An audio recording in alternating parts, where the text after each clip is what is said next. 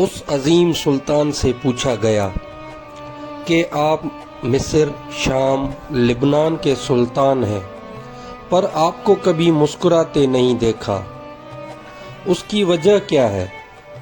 انہوں نے جواب دیا، میں کیسے مسکراؤں جبکہ بیت المقدس عیسائیوں کے قبضے میں ہے۔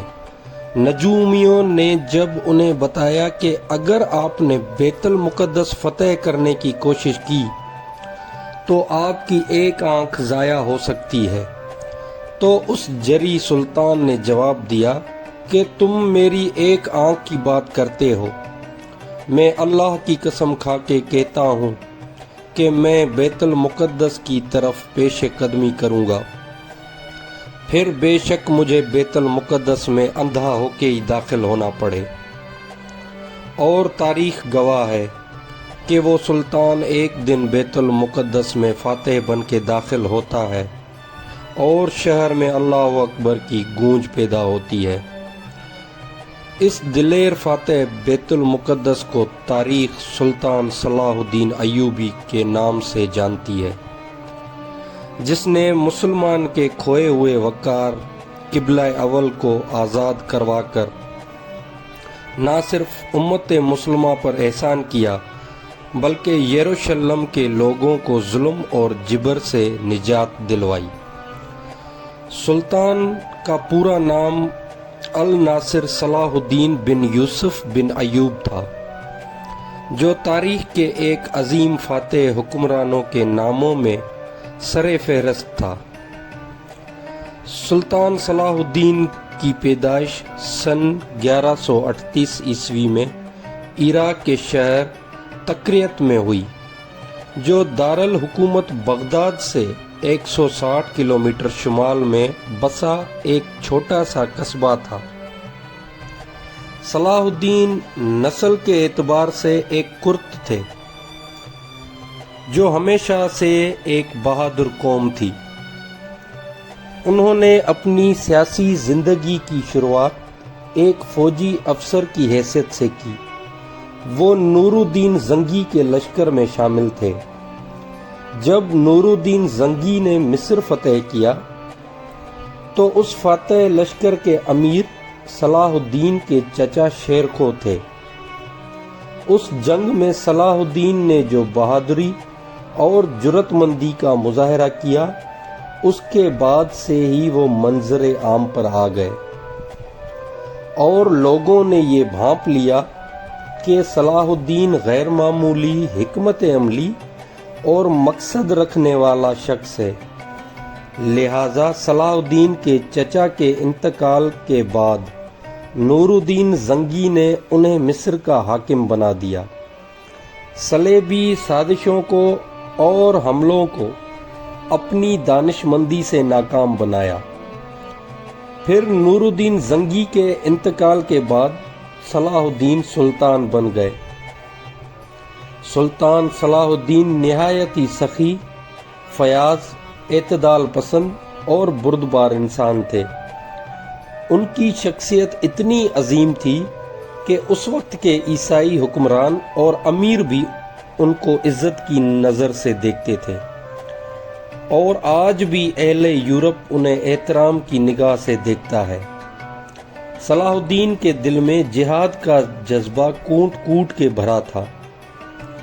دراصل سن 1099 عیسوی جب اسلامی حکومت منگولوں کے حملوں اور آپسی اختلافات کی وجہ سے کمزور ہو گئی تھی، اسی وقت صلیبیوں نے آپسی گٹھ جوڑ اور حملوں کے ذریعہ مسلمانوں سے صلیبی جنگیں لڑیں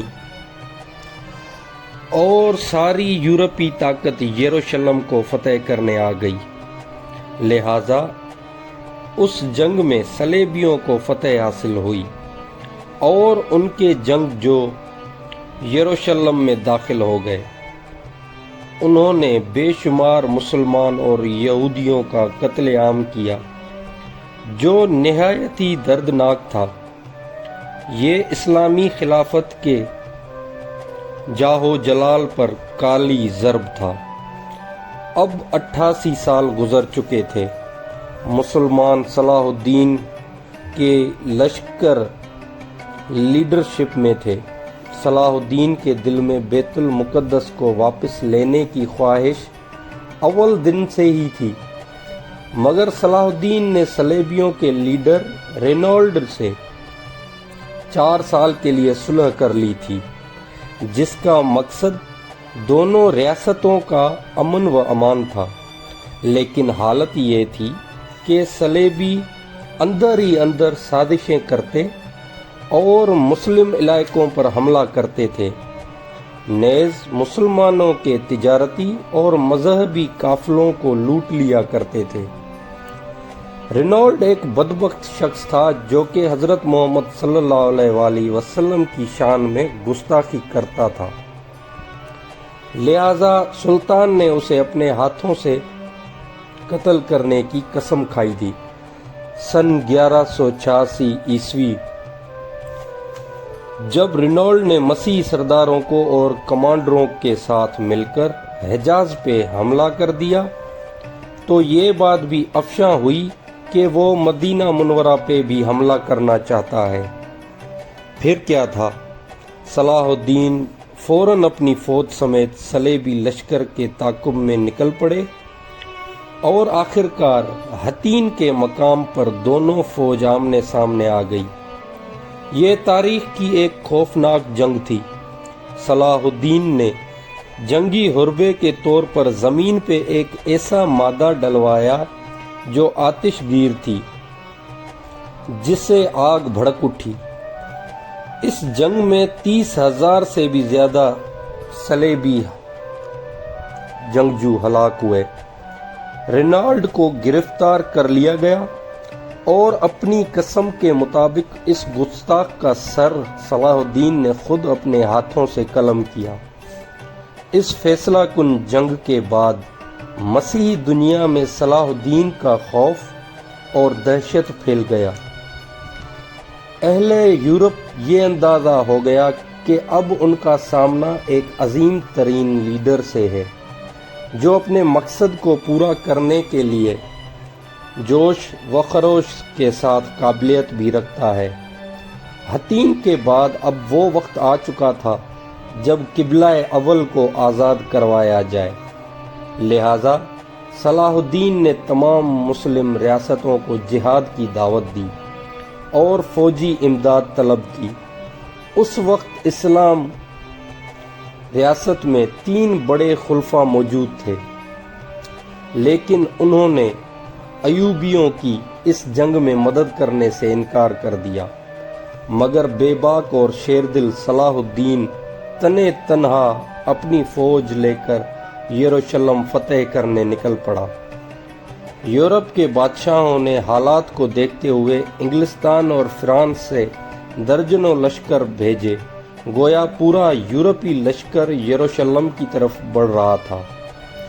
لیکن صلاح الدین نے اپنی حکمت عملی اور پوری قوت لگا کر بیت المقدس پر قبضہ کر لیا اور ایوبی لشکر نے پورے یورپی لشکر سے مقابلہ کیا اور انہیں پسپا کر دیا۔